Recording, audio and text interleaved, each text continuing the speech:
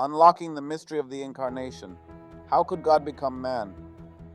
The Incarnation, the eternal Word becoming flesh, is one of the most profound mysteries of the Christian faith. It reveals the infinite love and humility of God as Jesus Christ, the pre-existent Son of God, took on human nature to dwell among us and accomplish salvation. This study explores the mystery of the Incarnation through two key passages, John 1:14 and Philippians 2:6-8. The Word became flesh and made his dwelling among us.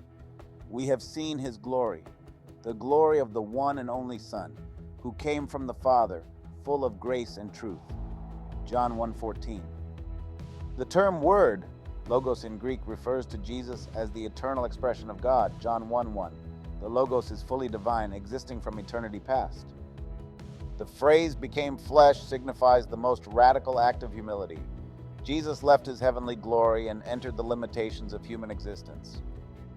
This act does not mean Jesus ceased being divine. Instead, he added human nature to his divine essence. This is the doctrine of the hypostatic union. Jesus is fully God and fully man, two natures united in one person. The Greek word skenu translates to tabernacled, or pitched his tent, evoking the image of the Old Testament tabernacle, Exodus 25:8. Just as the tabernacle symbolized God's presence among his people, Jesus' incarnation brought the ultimate presence of God to humanity. This emphasizes that God is not distant, but desires an intimate relationship with his creation. The glory of Jesus, though veiled in human flesh, was evident in his life, miracles, and teachings. His glory is not merely a reflection of God's greatness, but the manifestation of divine majesty itself. John connects this glory to the Old Testament revelation of God's presence, affirming Jesus' identity as God. Jesus embodies grace, undeserved favor, and truth, divine reality, revealing the character of God in its fullness. God makes his grace and truth accessible to humanity through the Incarnation, offering redemption and revelation. According to Philippians 2:6-8, who being by nature God did not consider equality with God something to use to his own advantage. Rather, he made himself nothing by taking the very nature of a servant, being made in human likeness. Paul affirms Jesus' pre-existent deity. The phrase in very nature God, or form of God in some translations, refers to Jesus' essence and attributes as fully divine. Before his incarnation, Jesus existed in the fullness of divine glory and majesty. He did not view equality with God as a tool for personal gain. Jesus did not cling to his divine rights or privileges for personal gain. Instead, he chose to humble himself for the sake of humanity. This act of self-emptying, kenosis, does not mean Jesus gave up his deity. Rather, he set aside the independent exercise of his divine attributes to become fully obedient to the Father.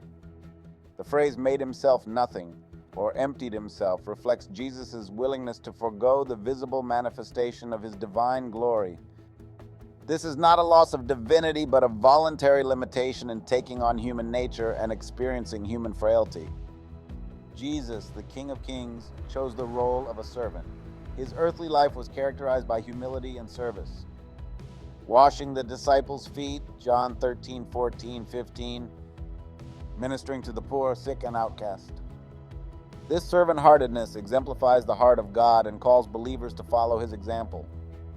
Jesus took on true humanity, sharing in human experiences such as hunger, thirst, fatigue, and pain, yet he remained sinless, Hebrews 4:15. His human life demonstrates God's solidarity with his creation, bridging the gap between humanity and divinity. God fully reveals his character in Jesus.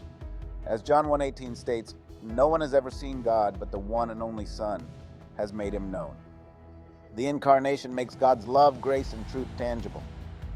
The Incarnation fulfills Old Testament prophecies about the Messiah. Isaiah 7:14 says, "The virgin will conceive and give birth to a son, and we will call him Emmanuel," meaning God with us. Micah 5:2 refers to the ruler from Bethlehem, whose origins date back to ancient times. Jesus became human to fully represent humanity and offer himself as the perfect sacrifice for sin. Hebrews 10:5-10. Only as fully God and fully man could he mediate between God and humanity. 1 Timothy 2:5. Jesus' humility in the Incarnation serves as a model for believers. Philippians 2:5, in your relationships with one another, have the same mindset as Christ Jesus. Christians are called to live lives of selflessness and service, following Jesus' example. The Incarnation is a profound mystery that reveals the infinite love and humility of God. In Jesus Christ, the eternal Word became flesh, bringing God's presence to humanity and providing the way for redemption. Through his humility and sacrifice, Jesus not only accomplished salvation, but also set a perfect example of servanthood and love. How does the mystery of the Incarnation deepen your understanding of God's love and his plan for your life? Visit our website, www.orthodoxtv.in. Follow us on social media for updates, resources, and behind-the-scenes content. Thank you for joining us. May God bless you abundantly.